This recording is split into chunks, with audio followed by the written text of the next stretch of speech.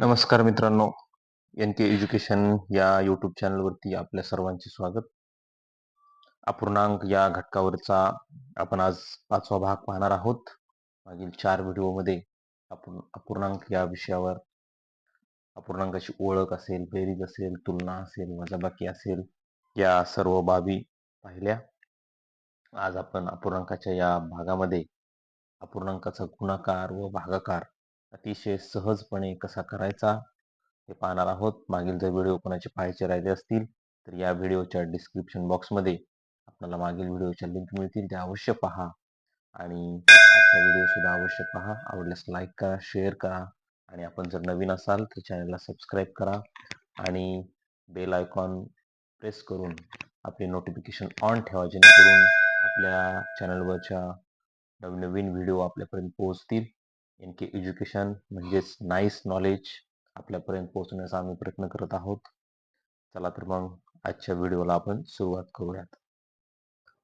चला तर आपण व्हिडिओला सुरुवात करूयात. आजचा घटक आहे अपूर्णांकाचा गुणाकार व भागाकार. आता अपूर्णांकाचा गुणाकारासाठी आपल्या या समोर या ठिकाणी एक उदाहरण दिलेलं आहे. ते उदाहरण या ठिकाणी आपण पाहूयात.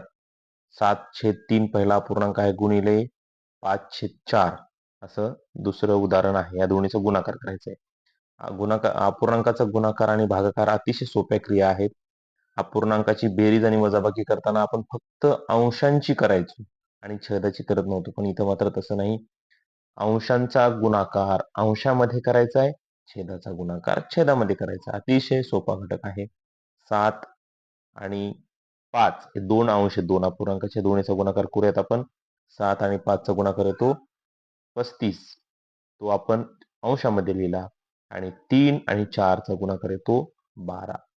अतिशय सोपं, फक्त अंशांचा गुणाकार करायचा आहे. 7 आणि 5 चा गुणाकार केला 35 आला, 3 आणि 4 चा गुणाकार 12 आला. या ठिकाणी दुसरं उदाहरण आपल्या समोर आहे. 7/9 गुणिले 5/4. यात सुद्धा अतिशय सोप्या पद्धतीनं 6चा आणि 5चा गुणाकार करायचा आहे आपल्याला. 6चा आणि 5चा गुणाकार येतो 30 आणि 9 आणि 4चा गुणाकार येतो 36.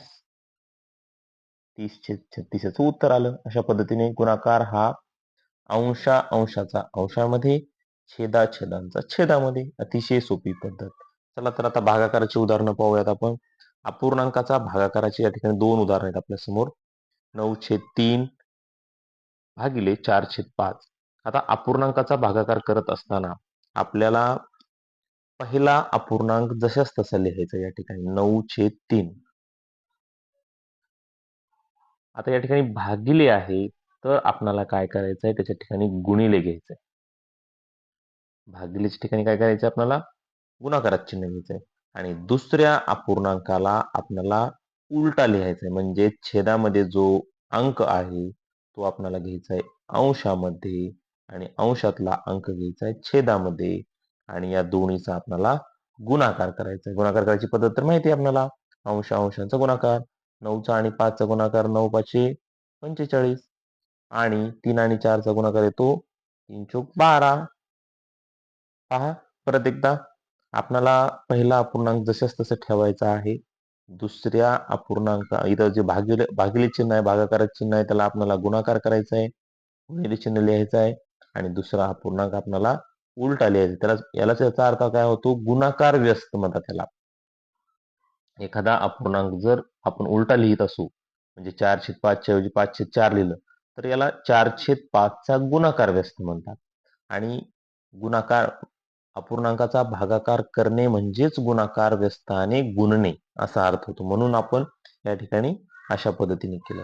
दुसरं उदाहरण पण याच पद्धतीने पाहूयात आपण. 7/6 भागिले 2/3 आहे. आता पहिला जो अपूर्णांक आहे आपल्या मागील सांगितल्या पद्धतीने पहिला अपूर्णांक जसंच तसं लिहायचा आहे. भागाकाराच्या चिन्हाच्या ऐवजी गुणाकाराचं चिन्ह घ्यायचं आहे. हा छेद आहे त्याला आपल्याला अंशात लिहायचा आहे आणि हा अंश आहे त्याला आपल्याला छेदात लिहायचं आहे आणि आपल्या नेहमीच्या पद्धतीनं आपल्याला 7 आणि 3 हे अंश आहेत, त्याचा गुणाकार 7×21 आणि 6 आणि 2 चा गुणाकार 6×12 6×12 21/12 अशा पद्धतीने हे अपूर्णांकाचा भागाकार झाला. फक्त गुणाकारापेक्षा थोडं वेगळं काय आहे, आपल्याला भागाकारामध्ये गुणाकार, व्यस्त आणि गुणायचा आहे. अतिशय सोप्या पद्धतीने हे भागाकार आणि वर पाहिलेले उदाहरण आपले गुणाकार असं आपण या ठिकाणी पाहिलं. व्हिडिओ आवडल्यास आपण लाईक करा, शेअर करा आणि अपूर्णांकावरील सर्व व्हिडिओ अवश्य पहा. सर्वांचे मनपूर्वक धन्यवाद.